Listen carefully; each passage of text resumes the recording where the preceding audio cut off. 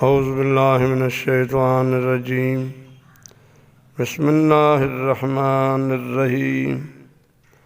नहमदुहु व नसल्ली अला रसूलिहिल करीम। अम्मा बअद फ़क़द क़ाला अल्लाहु तबारक व तआला फ़िल क़ुरानिल मजीद वल फ़ुरक़ानिल हमीद। इन्नल्लाह व मलाइकतहु युसल्लूना अलन नबी या अय्युहल्लज़ीना आमनू सल्लू अलैहि व सल्लिमू तस्लीमा। बिरादरान इस्लाम, एक शख्स जी ज़िक्र आहे त हज़रत मूसा अलैहिस्सलाम जे क़ौम में को शख्स हुयो जो वॾो ज़ालिम हुयो, तमामु ज़ुल्म कंदड़ हो, ग़रीबनि सां ज़ुल्म कंदो हो, चोरियूं कंदो हो, माण्हू मारींदो हो, तमामु वॾो ज़ालिम हो।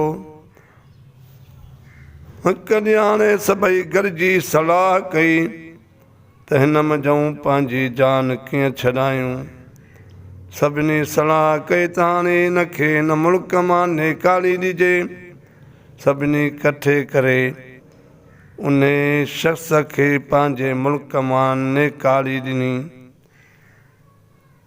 जो उतां निकितो रोईंदो, जबल पहाड़नि में रुलंदो, हिक जबल जे गार में वञी पहुतो।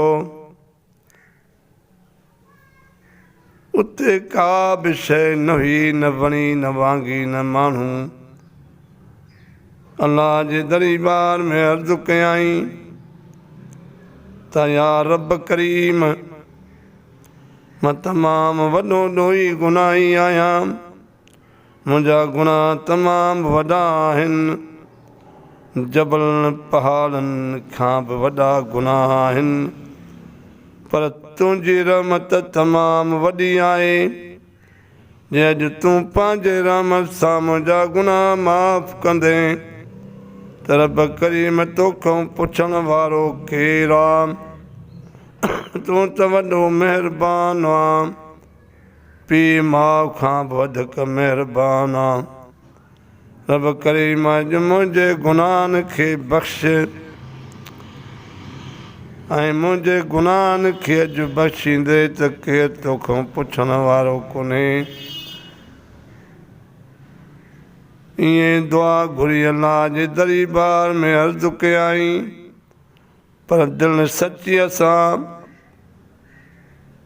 उहा दां अल्लाह जे दरबार में अहिड़ी त क़बूल पई जो उन महिल हुन जो दम बि परवाज़ थी वियो। अल्लाह जे ज़ात जिब्राइल खे मोकिलियो त जिब्राइल वञ मूसा वटि। जिब्राइल मूसा वटि पहुतो। ए हज़रत मूसा, अल्लाह जे ज़ात मूंखे मोकिलियो आहे त फलाणो शख़्स जबल जे गार में हिकु मुंहिंजो दोस्त फौत थी वियो आहे। होॾां ज़ालिम हुयो, ज़ुल्म कंदड़ हुयो, पर जॾहिं अल्लाह जी ज़ात हुन ते महिरबान थी त पोइ अल्लाह साईं पंहिंजो दोस्त सॾुसि। मूसा खे चयई, मूसा अॼु मुंहिंजो जबल जे गार में हिकु दोस्त दुनिया खे छॾे वियो आहे। माण्हू वठी तंहिंखे खणी आ, उनखे गुस्ल बि ॾे, उनखे कफ़न बि ॾे, पर इहो पढ़ो घुमा त जेको अॼु हिन जे निमाज़ में दाख़िल थींदो, अॼु हिन जी जेको बि जनाज़े जी निमाज़ पढ़ंदो, तंहिंजा गुनाह ईअं माफ़ कंदुसि जीअं अॼु मां जे पेटां जा हुआ। हज़रत मूसा अलैहिस्सलाम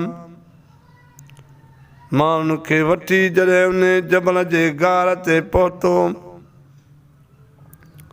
उन शख़्स खे जॾहिं माण्हुनि ॾिठो त उन्हनि माण्हुनि चयो त उहो ज़ालिम आहे जेको असां सां ज़ुल्म कंदो हो। उन्हनि हज़रत मूसा अलैहिस्सलाम खे किन चयो त असां इन खे न खणंदासीं, न इन जे नमाज़ में जनाज़े में शामिलु थींदासीं।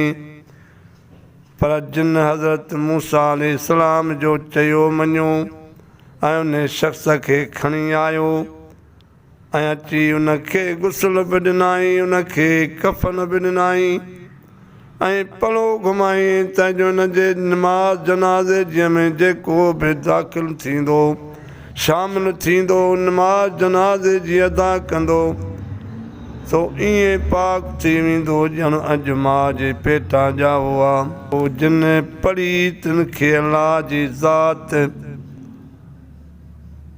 पंहिंजे शफ़क़त पंहिंजे रहम सां ईअं पाक करे छॾियो जीअं उहो माउ जे पेटां अॼु ॼावा आहिनि। अलाह उहो वॾो महिरबान आहे, कुन फयकून जो मालिक आहे, जंहिंखे वणेसि तंहिंखे दोस्त छॾे ऐं जंहिं ज़ालिम खे ज़ुल्म कंदड़ हूंदो उन खे अलाह उन ज़ुल्म जो बदिलो ॾींदो। ऐं अलाह वॾो महिरबान बाज़ारो आहे, पीउ माउ खां वधीक अलाह जी ज़ात महिरबान आहे। जंहिंजे दर ते आज़ी करे इंसान दुआ घुरंदो त इंशा अल्लाह उमेद आहे उनजा गुनाह बख़्शींदो ऐं ईअं उनजा बेड़ा पार थी वेंदा ॼण अॼु माउ जे पेटां अॼु ॼाओ आहे। रब वॾो रब करीम रहीम आहे। सदक अल्लाहुल अलीयुल अज़ीम, सदक रसूलुन नबीयुल करीम, नहनु मिनश शाहिदीन व शाकिरीन व माकिरीन वल्हम्दुलिल्लाहि रब्बिल आलमीन।